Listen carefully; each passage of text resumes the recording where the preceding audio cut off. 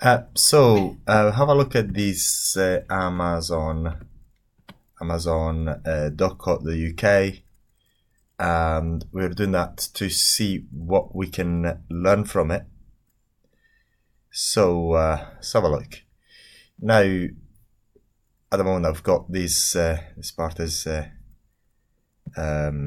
some Chinese and all that. So we've got if we do look at it, we've got picks for you, trend deals. So the viewer can actually have a very intuitive view of what they actually bought in the past and what they're likely to buy.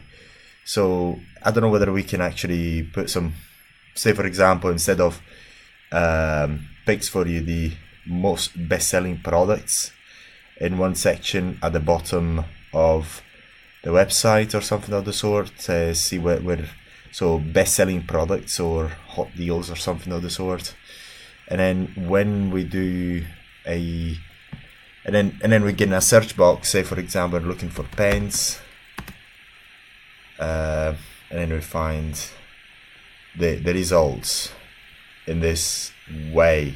So, and I think the results in this way look quite good. I don't know whether we can actually get a search box of the sort where also the products come with a small description, the price, and whatnot. So, and then you click on them, and then you go to the main page of the product. So basically, there's two things: the hot deals, and then the hot deals on one row of the website, and then